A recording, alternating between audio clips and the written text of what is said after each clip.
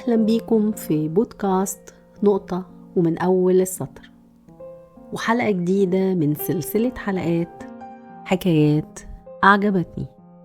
وحلقة النهاردة بعنوان مطعم الحياة. أنا عارفة أن محدش بيحب المقدمات الطويلة، بس في توضيح بسيط. حكاية النهاردة قد تبدو حكاية خفيفة فيها روح دعابة وبتضحك، بس الهدف منها أكبر وأعمق من مجرد الضحك. وأبدأ بقى في حكاية النهاردة اللي عجبتني. والحكاية بتقول كان في مجموعة من الأصحاب اللي قضوا حياتهم كلها مع بعض. كانوا جيران في نفس الحي وزملاء في مدرسة واحدة، وبعد التخرج والشغل والجواز كل واحد فيهم انشغل بحياته وبعدوا عن بعض وما بقوش يتقابلوا زي الأول. وبعد سنين وهم في سن 40 2 منهم اتقابلوا بالصدفة وقرروا ان هم هيتواصلوا مع باقي أصحابهم ولازم يتقابلوا تاني.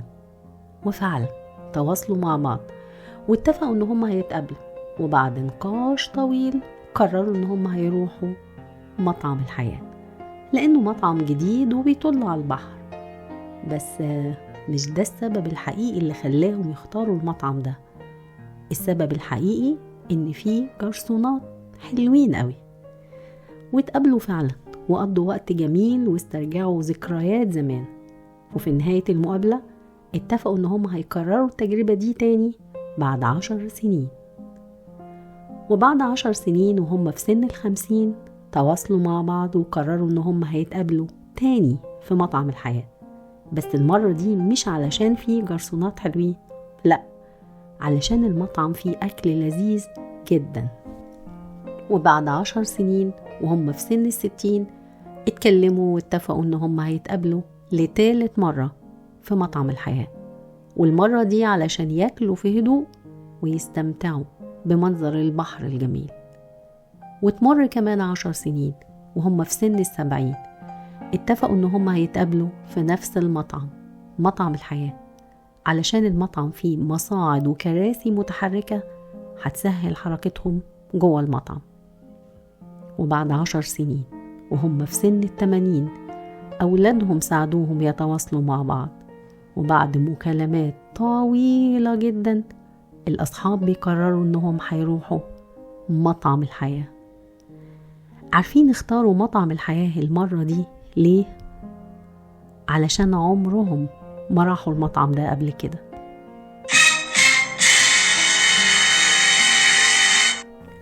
وهنا وبتنتهي حكاية الأصحاب ومطعم الحياة. وهي دي الحياة. الأحلام بتتغير مع الوقت لأن الاحتياجات بتتغير، ويمكن اللي انت شايفه النهاردة حلم كبير لازم توصله، يمكن بكرة ما تشوفوش حلم أساسا. فلو ما حققتش حلمك ده تأكد ان مش دي النهاية. ما تخافش، هتحلم تاني، وحتى لو حققته تفتكر دي هتبقى النهاية؟ اطلاقا، لانك بمجرد ما هتحققه هيبقى ماضي وهتحلم تاني وتالت. طول ما احنا عايشين الأحلام ما بتخلصش، والتجارب القاسية، أقصد اللي انت بتشوفها قاسية وقتها، بمرور الوقت نظرتك ليها هتتغير، هتشوفها بشكل تاني خالص. فما تستعجلش، يمكن لما يمر العمر وتعرف ان حلمك الكبير ده لو اتحقق ما كانش هيبقى حلم حققته، ده كان ممكن يكون كابوس، والحمد لله ربنا نجاك منه، لأن اختيارات ربنا لينا أفضل من اختياراتنا لنفسنا. بس انت اسعى وسيبها على الله، فما تستعجلش.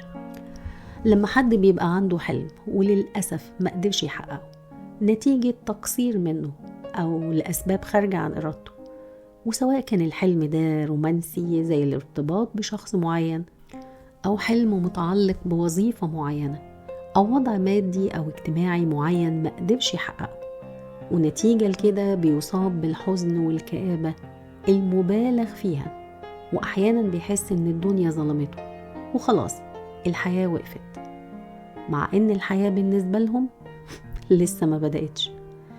وأنا هنا بتكلم عن الشباب والطاقة المتجددة جواهم، الشباب الأمل والحب والأحلام الطموح والاندفاع، التوهة واليأس، كل حاجة وعكسها وبقوة.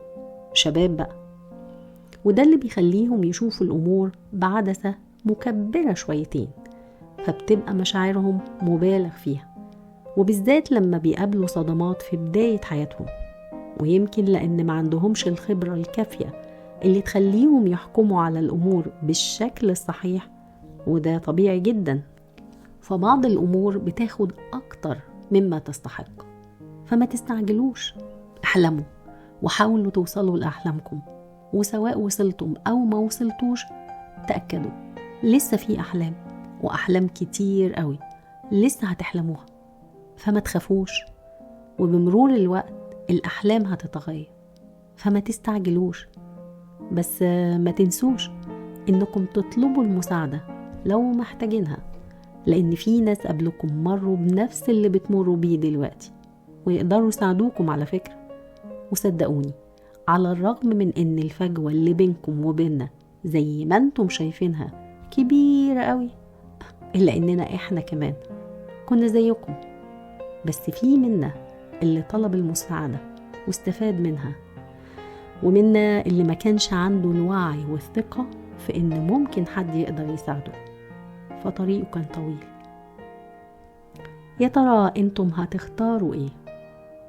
وفي نهاية حلقة النهاردة، يا ريت لو في اي حد عنده استفسار او رأي او حتى نقد يكتب لي في التعليقات، واحب قوي اعرف رأيكم. تفتكروا ايه السبب اللي ممكن يخليكم تروحوا مطعم الحياة؟ ونقطة ومن اول السطر، كنت معاكم انا سلوى، وده بودكاست نقطة ومن اول السطر.